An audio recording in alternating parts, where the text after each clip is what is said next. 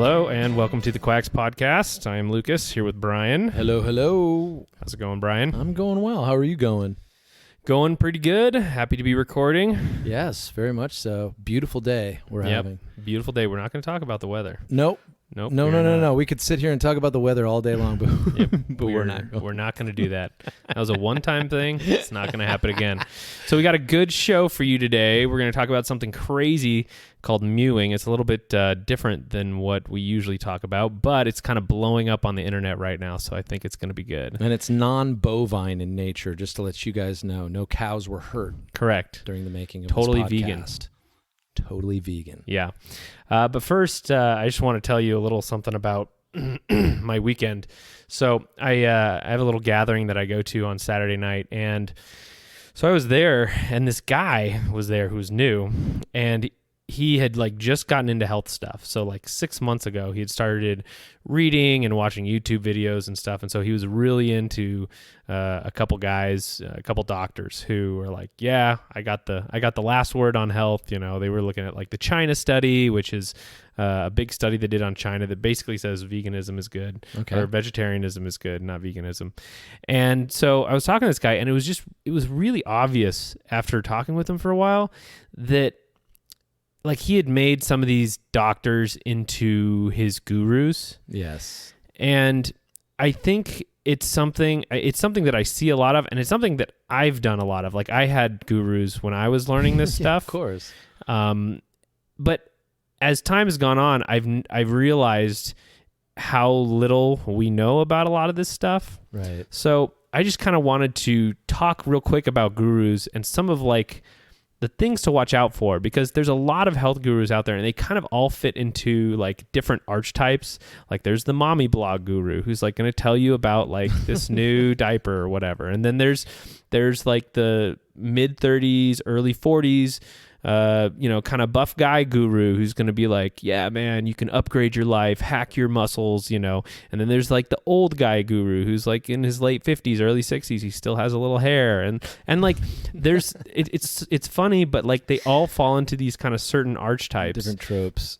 Yeah. And I just wanted to give you a warning, these gurus, they don't make their living.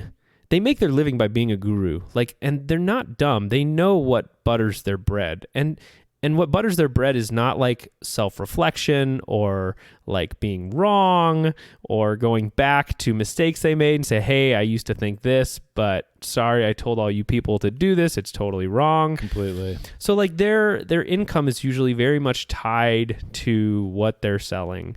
And even if you think they're not selling anything, they just put info out for free.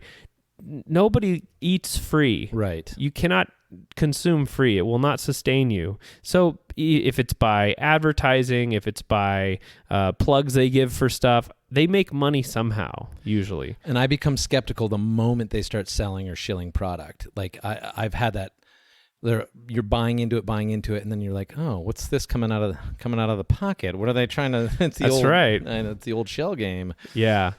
And it's just I just want to... Which is not to say that it doesn't work. The product doesn't work. It could.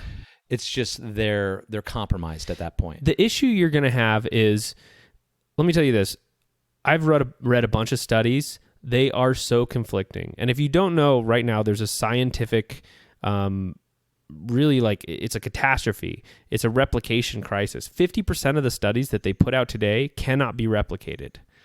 Toss a coin. 50% of studies that you see a new study come out in the New York Times or Washington Post or whatever, and they say so-and-so means so-and-so now, or if you take, this, 50% of those cannot be replicated. And, reading these studies, let me just go back here for a sec. So reading these studies, replication crisis, yes, but a lot of them are very conflicting. And so what these gurus do is they'll take a certain subset and they'll sell it to you as this is totally true. And it's not necessarily. Context is everything. Right. And what happens is when you listen to a guru and you say, he's right, you tend to ignore your own context. And when you do that, you can get stuck on some low carb or high carb or keto or whatever disaster for years before you finally figure out this is really not working for me. Is that true in third-party testing situations too, or it's like you have somebody doing running third-party tests and they can't be replicated? What do you mean, like personally? Or Yeah, are you talking about gurus that might be using third-party testing for some of their products? You're talking like the sources of the research. Correct. Yeah, I mean, it's how do I want to say this? The source of the studies definitely matter, and some of those studies, when they say there's a 50%, unable to, some of those studies do have conflicts of interest. Yes, but they're not separating it out, so we don't know. Right. So obviously, you have to take each study on a case by case basis. You can't just do a blanket like, all studies are bad, all studies are good. Nothing like that. So take it with a grain of salt, or is there more credence to it than that? Well, yes, take it, just be skeptical. Okay. Be skeptical, because if your context is different, you can have something cause the exact opposite of what you think it's going to do. That's how your body works. Your body works in balance. And so you take something and it swings it one way and you think that way is going to be good. But if your context to start was different, it will swing it sometimes the opposite way. Like, that's just something your body does. It's like if you take too much testosterone, it'll turn into estrogen. It's aromatization. So too much testosterone can, in the end, kind of be feminizing a little bit, Completely. So there's just a balance there. And also with the gurus, I mean, a lot of them will totally BS you. Like those guys in their 30s and early 40s who have the trim waist and like they're muscular, most of those guys are like on TRT, which is testosterone replacement therapy, or they're microdosing LSD, or they're on modafinil, which is like a brain enhancer. Like they're usually on some kind of drug, and they don't just tell you like, hey, take TRT. It makes you confident and ambitious and go after things, because they want to sell you something. Like they don't tell you what made them a success. Exactly. They're selling you a product. And even those old guys, like the old study monger guys who like have the glasses and they're so smart, and you just revere them because, wow, they must know everything. Like Jack LaLanne even.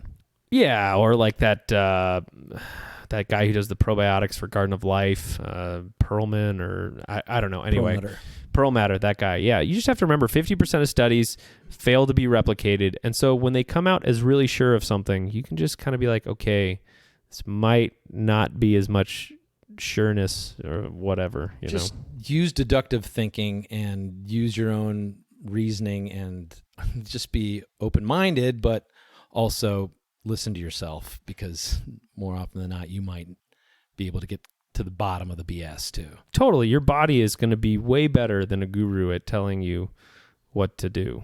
Especially since every body is different. Yeah. And a lot of these gurus, they'll put that thing in. Now you might feel bad at first.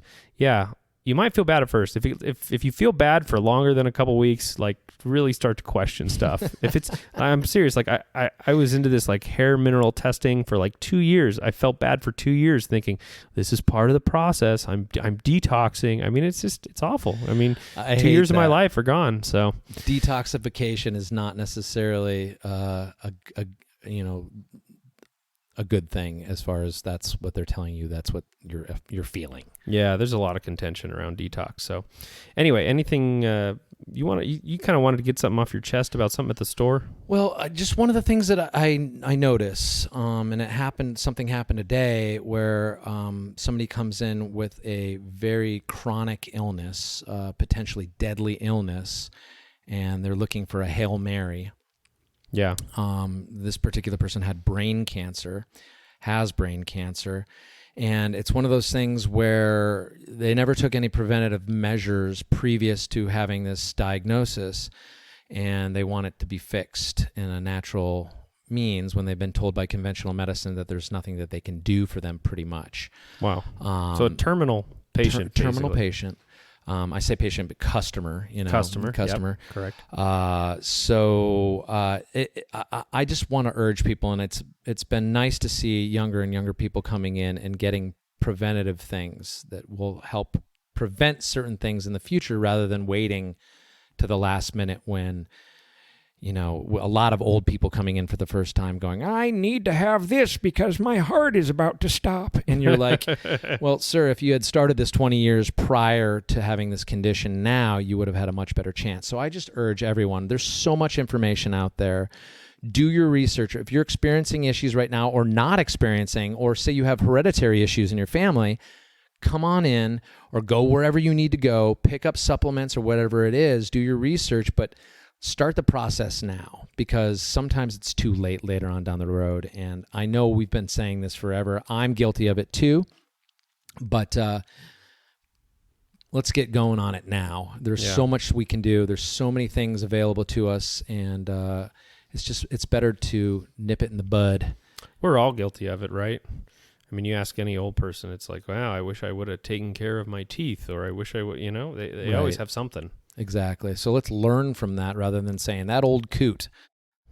Yeah, exactly. Which my boss doesn't like when I refer to the customers as old coot, but it was applicable. What did you tell this lady with the terminal brain cancer? Well, she had come in and she had heard that CBD was great for cancer and cognitive function in general. And she told me she had brain cancer. And of course I had to say, I'm not a doctor. Of course. I can't tell you what's going to help and what's not going to help. But when you've got stage 4 cancer and they're telling you that it's non-operable or inoperable brain cancer, and you're coming in looking for a miracle cure, I'm telling you, basically, I can say, listen, these things may help you in the sense of giving you some relief, but it's most likely not going to cure your condition. I'm not here to defeat you and defeat your hopes in any way, but I'm seeing it, and it's so hard to look in these people's faces who are looking for this Hail Mary pass and telling them, listen, I just want to be honest with you. Yeah. This is not a miracle. Yeah, you don't want to give them hope. But I don't want to crush their hope, I know you're being sarcastic, true. But I do want to give them hope. I'm kind of being sarcastic, but kind of not. Right. You don't want their hope to rest on you. Completely. Or in whatever you're sense. giving them. Yeah, in a legal sense. But I don't want to crush that spirit, because I do think, you hear these people who get diagnosed and then a week later they're dead because they basically laid down and died. So I do think that there's something in merit in your mental acuity, but it's not gonna save you all the time at the end of the day. No, it's not.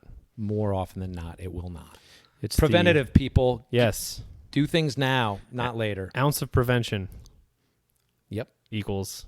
I don't know that old. It's like Thomas Jefferson, or maybe it's Benjamin Franklin. He said an ounce of prevention is equal to a pound of cure. I love it. Right? Those way out right. I have a bumper sticker to find. Yeah. All right. So today we're going to talk about Dr. Mike Mew. And this is a little bit outside of what we usually talk about, so I hope it's interesting, but it's really blowing up on the web right now, so I thought, this is timely. Yeah, let's do it. So he's an orthodontist, and he's got a great YouTube channel that we're going to link to. And in the past few years, people have come up, he's been talking about what's being called mewing, after his last name, obviously. And as an orthodontist, he's basically responsible for the shape of people's faces, which means their mouth, their teeth, their nose. And so he has extensive videos on what makes people's faces attractive. Okay. And he would know, because basically he should know, because he's dealing with mostly kids, because as you're growing, your face is growing. And so he helps shape these kids' faces so that they become more attractive. Makes perfect sense. That's what orthodontists do, right? So there's this idea kind of that's out there, and it's kind of true, but there's this idea that beauty is in the eye of the beholder, which is true to a certain extent, but there are objective, like, facial structures that we as humans find attractive.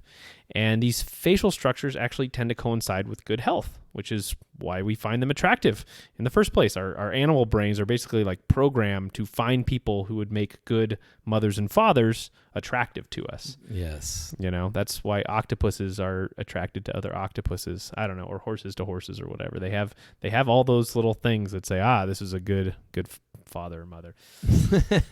A good match. Yes. And so in humans, this is why if you hold up a picture of attractive people from around the world, whether they're from Siberia or Iceland or Africa, they all tend to have similar facial structures if they're attractive. There's a little differences. Some have piercings, whatever, but they all tend to have the same facial structure. So Dr. Mew, he goes all into this, so I'm going to give him credit. I'm summarizing his work here, basically. Okay. So what makes you attractive? Your face has two horseshoe shapes on it. And you can kind of think of your jawline as the bottom U shape, and then the inner U shape, you can kind of think it starts like it's your nose, like kind of by your tear ducts, and comes down and, on the side of your nose into your mouth. And like that's kind of the second U. And these two U shapes, the bone structure, is what makes up your face. And the cool thing is you can actually manipulate these shapes that makes you more attractive. Right. Now, it's obviously easier in children because they are still growing. Their bones are more flexible. And so they're pliable. Yes. So if you have a 5 or 6 year old, you can actually look up orthotropics or something like that, which is what this guy does. And you can go find a practitioner and get your kid in there. And this will make them more attractive if you can, shell out the money or whatever. We're just going to talk about free things, just to put that in there. We're not talking about shelling out money. So you can do drastic changes in children, and you can actually see these drastic changes online if you want to go look, but you can actually still do it in adults. So after 25, making those changes is harder, but it's still possible. The 28 bones in your skull never actually fuse in a healthy adult. Really? Yes, I didn't know this. I did not either. And Dr. Mew, he has this saying, in a fight between muscles and bones, the muscles win given enough time. And so you're going to use your muscles, if you want to do this, to make yourself more attractive over time. More. Yes. So what does an attractive person look like? So this is, I guess, the technical part. But when you see like a model human skull, like you're watching Shakespeare or something like that, and it's perfectly lined up teeth, and the jaw is at a right angle, and you can kind of put the jaw and the skull on a table, and it sits there, that is what we generally find attractive.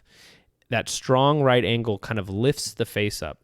Now, as the jaw angle becomes more than 90 degrees and it kind of goes down, humans tend to find that as the face gets longer, it's less attractive. Okay. So you can kind of get this idea by finding like where your jaw meets your neck, like below your earlobes, and then kind of feeling your jawline, and you come down, and then you figure out, as it goes out, what is the slope? The more straight out it is, the more it kind of scrunches your face upward. It's a technical term, scrunches. Yeah, scrunch. Yeah, and that's what we tend to find more attractive is when it's that right angle and the face is lifted. And if you look at attracted faces, they're bright and they're lifted, whereas if you find a face that's kind of elongated and drooping down, it doesn't look as nice. So you're talking about high cheekbones and that sort of thing. Yeah. Okay. Basically. And we're not talking about skin either. We're just talking about bone structure here. Okay. So shape. Yes, shape. So this is any age, basically. And so what Dr. Mew teaches you how to do is to raise your face up.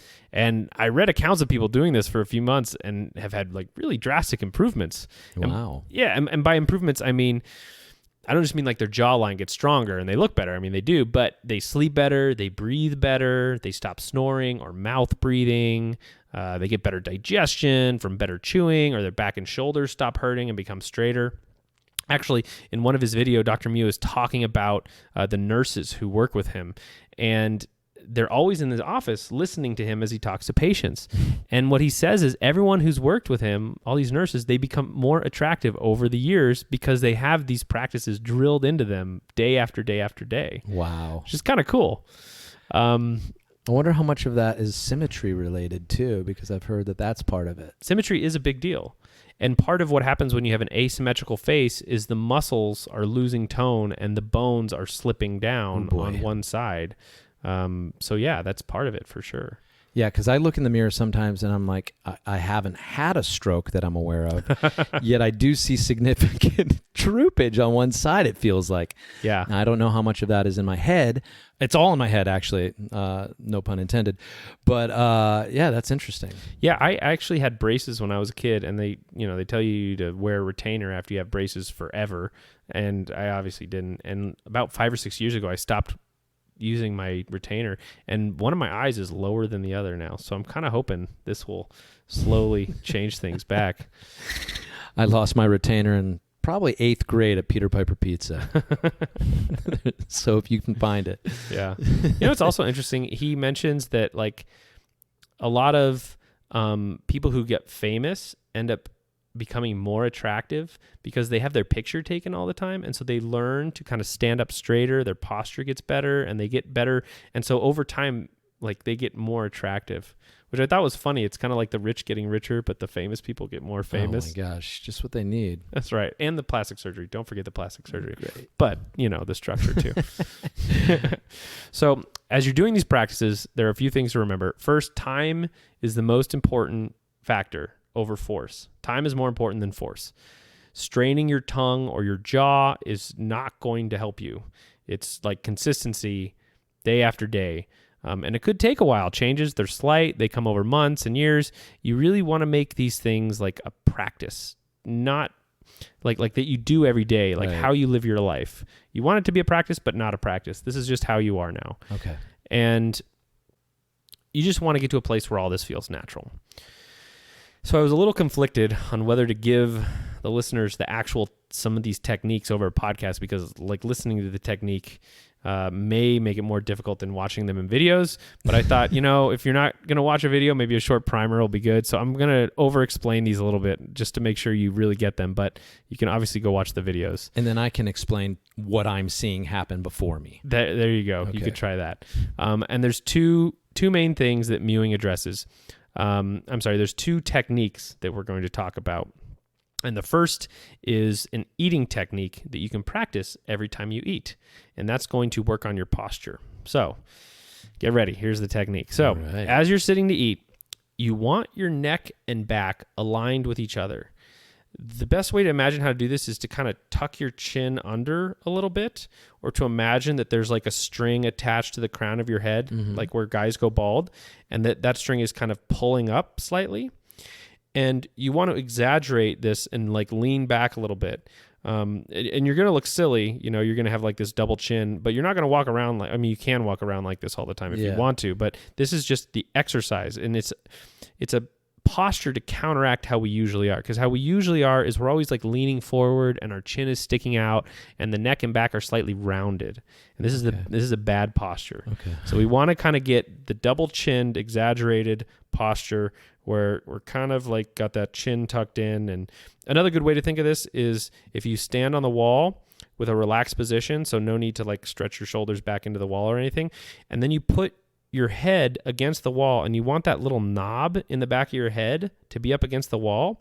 And when that touches, try and raise that knob up against the wall higher without losing contact with it. And that will kind of give you the correct positioning to be in. Okay, so it's got to touch the wall. You've got your chin tucked in. Yeah, you got that little knob touching the wall, just normal, relaxed, and then raise that knob on the wall, and that kind of gives you the correct position. And you want as many double chins as you can manage. Oh, man, I've got more chins than a Chinese telephone directory. Oh, that was good. So yeah, and you're exaggerating it, like I said, because it's an exercise. You don't want to walk around with the double chin, but it will get you into the right position. It will get your body kind of into that position that you need to do that. So as you're doing this posture, you're going to go to eat, and one thing he says to do is you put your non-dominant hand behind your back and pull your shoulders back. You can do that too. So you're going to eat, and you're going to dip your spoon into your soup or whatever it is. And does it have to be soup? Only soup. And you're going to raise the soup to your mouth. You're not going to bring your mouth to the spoon. All right. You're not going to hunch over your food and so what's shovel left it of in. What's in the spoon is you're going to exactly. You're going to be leaning. You're going to be doing the double chin lean back, and you're raising your food to your mouth. Okay.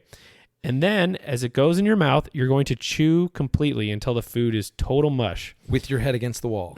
No. This is okay. You're just in the position. The head against the wall is just to figure out what the position is. Okay. I just want to know because I'm doing this tonight. So I know. I just want to make sure I get this right. Yeah. So you're going to chew completely until it's total mush. And that's important because there's enzymes, especially if you're eating carbs, there's enzymes in your mouth. They're going to mix with that food and that carb and help break it down. So it's important that it's total mush. It's going to help with your digestion. As you swallow, you want your mouth closed, and the proper way to swallow is without moving your mouth or facial muscles at all. And this is going to be difficult for many people. as they want to move their lips around or flex their face when they swallow. It might take some practice, all right? And what's really going to help it is to get the proper tongue position in your mouth, which we'll go into. Of course. But what's interesting, I didn't know this. Most people, there's a different way to swallow when you're a baby as when you're an adult. And most people, they still swallow using the mechanism that they used when they were babies. So they're sucking in and flexing their facial muscles and jaw as they swallow. And so you can tell if you're still swallowing like a baby if you're flexing your jaw or moving your facial muscles or something like that. Wow. I know, that's fascinating. When you to properly swallow, your facial muscles should not be involved at all. And the way this works is you push your tongue against the roof of your mouth, and that pushes like these buttons on the roof of your mouth, so to speak, and it pushes the food back in your throat, and then your throat swallows on its own. That's insane. Your throat's doing the work. So, proper tongue technique, proper tongue positioning. This is probably the most difficult part. The tongue should be resting on the top of your mouth. And the way you can get this right to figure out how to do it is first say the word out loud, na na na na na na na na na. Na na na na na na na. Okay, so you kind of feel where your tongue the tip of your tongue is. Yes. It's kind of right behind your front teeth, and it's on a little spot that's kind of sensitive. You can kind of feel that spot like that, like there's a nerve there. That's where the tip of your tongue should be. Now, the rest of your tongue you want to be up against the top of your mouth too, and this is the hard part. So the back of your tongue should be against the soft palate in the back of your throat. And the best way to feel this is to say the word sing. Sing. Sing. And as you say that part, you can kind of feel where your tongue should be. Sing. Sing. Yes. And so you want the tip of your tongue at that spot, and then the back of your tongue in the spot. I got it. You're looking at me like you're like, all right, come on now. No, you got it. Okay. So this is proper tongue position, and basically resting the front part of your mouth on the hard palate all the way back to the soft part of the soft palate at the back of your mouth. Okay. Your tongue should not touch your teeth. It shouldn't be touching the molars or anything like that. And if you get a little bit of suction doing that, if you feel a little suction in the back, that is the optimal position. I just got it. I just felt that. That's crazy. Yeah, a little bit of suction. Right when you were saying that, I go, ooh, I think I might have lodged something. Yeah, and it's not going to feel natural until you practice it for a while. But you do the chin tuck, and it actually, doing that tongue thing becomes easier as you do the more of the chin tuck. And what that's doing is it's using the muscle of your tongue to push up the top U in your face. And so if you, for years, you don't have correct tongue positioning, that top U falls down over the years because it's not being pushed up by your muscles. Wow.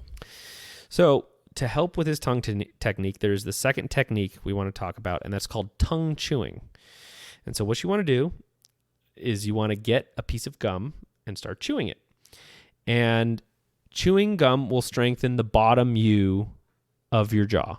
And so that's the second U. It's going to make your little corners or whatever by your ears stick out a little bit more. Now, what you want to do is you want to roll that piece of gum up with your tongue and then put it kind of up against the top of your mouth, and you want to use your tongue in the proper tongue technique to push that piece of gum into the top of your mouth and flatten it. And then you're going to take it off the top of your mouth, roll it up into a little ball again, put it up there again, and push your tongue to flatten that piece of gum into the top of your palate. And what this is going to do is over time, it's going to lift up that middle part of your face. And so when I first started doing this, it kind of hurt. What I would do is in my car, I drive places for 20 or 30 minutes. I just take a piece of gum, pop it in my mouth, and do it while I'm driving. It's going to kind of hurt down at the base of your tongue. If your tongue isn't that strong, you're going to feel it like almost by your lymph nodes or something like that. Yeah, I'm feeling something now just doing it here, sitting watching you do it. That'll go away actually. Your tongue gets stronger. It's pretty wild. Did you know that the tongue is actually the strongest muscle in the body? I've heard that, but I've also heard it's your butt. I'm not going to test that theory. No, I mean, think about your butt. It like holds everything in place, and that's true. I mean, it's got to be pretty tough. Anyway, so yeah, by pushing upwards, That's And a whole always- other mewing technique. Yeah, that's right. So by always pushing upwards, you push that inner U shape of your mouth up. Like I was saying, scrunching is really the wrong word, as it kind of sounds like you ate something sour. But it's more like raising your face upwards. And as this happens, your facial muscles and bones align correctly. Your posture straightens, your airways open up, and your face grows outwards instead of downwards. And so if you look at people in profiles, you can see that if the chin is kind of weak and slopes downward, that's not an attractive look. The face tends to be skinnier. What you want is for that chin to be up and for the face to grow outwards. Okay.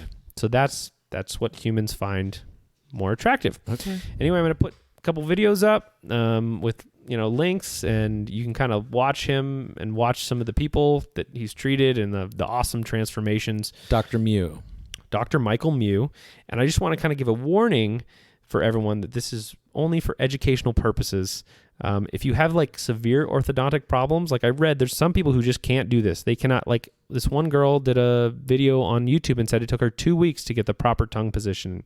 That it was so difficult. So if your mouth is too narrow, like the top part is too narrow, it might be impossible for you to do the proper tongue positioning and stuff. And so, just be aware of that. And one of the things that you may be hearing in the background is actually Lucas's dog, Davy, practicing some of these techniques right now, if you can hear that. No, they can't hear that.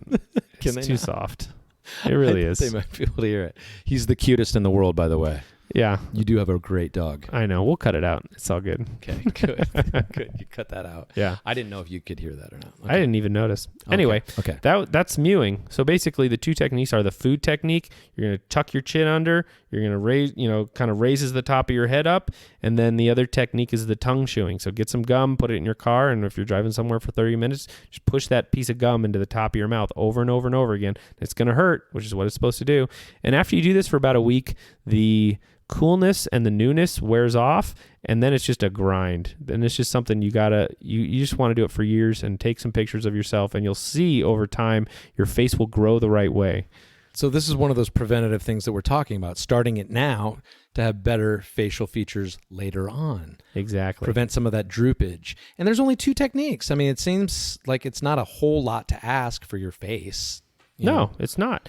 I mean, it does. When I do the chin tucking thing, I mean, I do it when I'm walking around sometimes, and it does kind of strain my neck a little bit. So it's like definitely something I'm not used to. But once you've done it enough, it's something that just becomes commonplace in your existence. So, I mean, that's a great thing too. It just becomes a habit. It just becomes another part of your life. Yeah, it just becomes another part of your life. I like that. Yep. And I have noticed that you've been getting more attractive with every podcast that we've made. Thank you. I just wanted to make sure that you knew that. I'm glad somebody noticed. Yeah. All right. Well, that's great. I love it. I'm definitely going to start this because it doesn't cost any money to do either. Yeah, and you have a 16-year-old daughter. I mean, she do. could do it, and it would be like, you might see amazing things over the next year if she did it. Yeah, if we can somehow incorporate vaping into that as well. Oh, God. I think I could nail this. Oh, God. It's really interesting because, like, I had regular orthodontics when I was a kid, and basically what they say is regular orthodontics brings your teeth backwards, and so that's how it corrects, like, the massive overbite, is it brings their teeth backwards. What that does is it makes your face longer. And those manipulations, they don't stick. And that's why you have to wear the retainer forever. Whereas if you do this orthotropics, or if you actually bring your jaw forward into your teeth. And so that actually can stick if you keep up the practices and all that stuff. I like this. I like free things that I can just do in my car as I'm driving to work. I know. The hard part is sticking to it. That's the hard part. That's with everything. Yes. Well, thank you, Lucas. That was very educational. Yeah, I learned way more about teeth this past week than I ever thought I would. Every week you're blowing my mind with something, and this is definitely something that I'm going to be practicing here on the ride home. Cool. Our email is quackspodcast@gmail.com. We're on Spotify, iTunes, Stitcher, Blueberry, bunch of stuff out there, so you can find us everywhere. And if you have a comment or question, feel free to email us. If you have a topic you want us to talk about, send us an email. Please. We'll dive into it. That'd be great. I love that. Yeah, Become part of the show. that's right. All right. Thanks, everybody. Be well.